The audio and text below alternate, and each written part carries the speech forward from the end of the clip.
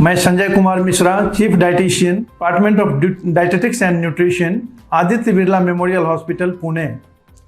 आप सबों को विश्व स्वास्थ्य दिवस की हार्दिक शुभकामनाएं।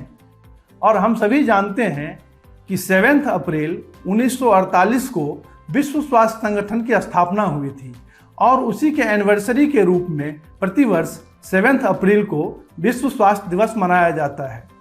विश्व स्वास्थ्य दिवस 2023 का जो थीम है हेल्थ फॉर ऑल, सभी के लिए स्वास्थ्य। सभी के लिए स्वास्थ्य की जब हम बात करते हैं तो सबसे पहले इसमें आता है कि हम अपने आप को कैसे स्वस्थ रखें। और जैसा कि हम सभी जानते हैं, स्वस्थ रहने के लिए हमको नियमित व्यायाम और संतुलित आहार का होना बहुत ही ज़रूरी है। तो आज आप लोगों के साथ मैं हमारा आहार कैसे संतुलित हो इसके बारे में बात करना चाहते हैं।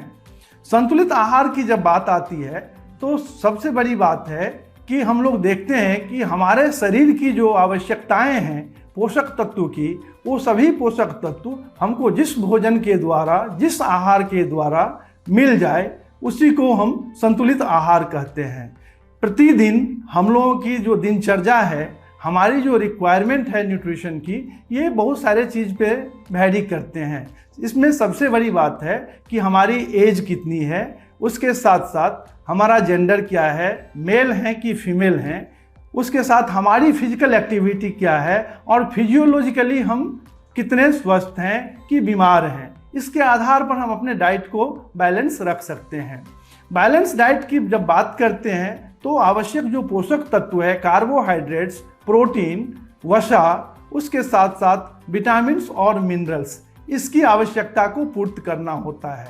जिस तरह से ये 5 न्यूट्रिएंट है, इसको फुलफिल करने के लिए हमको 5 फूड ग्रुप्स हैं, उसको अपने थाली में नियमित रूप से रखना चाहिए। ये 5 फूड ग्रुप्स हैं सीरियल्स की जब हम बात करते हैं, इसमें गेहूँ, चावल, ज्वार, बाजरा, रागी, ये सब इस ग्रुप में आते हैं।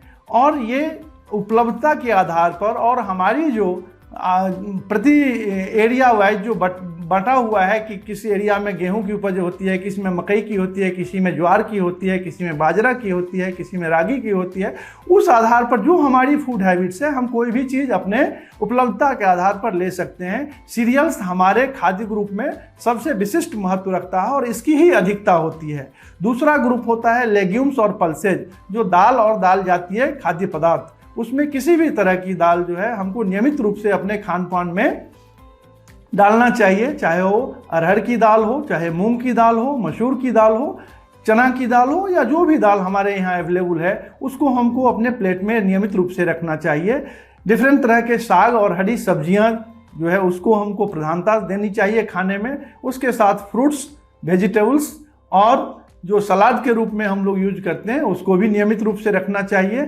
चौथा ग्रुप है आपका दूध और नॉन वेजिटेरियन। जो वेजिटेरियन है वो दूध, दही, पनीर, छेना इसका सेवन कर सकते हैं, और जो नॉन वेजिटेरियन है उसके बदले चाहे तो अंडा, मछली, पनीर, चिकन, मटन, इस सब का भी सेवन कर सकते हैं। और सबसे अंतिम ग्रुप जो होता है वो तेल और तैलीय पदार्थ होता है। तो जब हम इस 5 ग्रुप्स को, फूड ग्रुप्स को अपने खान पान में नियमित रूप से डालते हैं तो इससे हमारे जो 5 पोषक तत्व हैं, carbohydrates, protein, fats, vitamins and minerals, इसकी आवश्यकता पूर्ति हो जाती है और हम स्वस्थ रहते हैं। लेकिन प्रत्येक व्यक्ति की जो आवश्यकताएं होती हैं वो अलग अलग होती हैं। जब हमको इसके बारे में, अपने बारे में पर्सनली कि हमको कितने क्या चीज़ की आवश्यकता है, इंडिविजुअल करने की ज़रूरत होती है, तो हमको किसी अच्छे डाइटिशियन से मिल करके अपने लिए परामर्श लेना चाहिए, जिससे हम अपने आप को स्वस्थ रख सकें। और स्वस्थ भोजन के साथ साथ, संतुलित आहार के साथ साथ हमको नियमित रूप से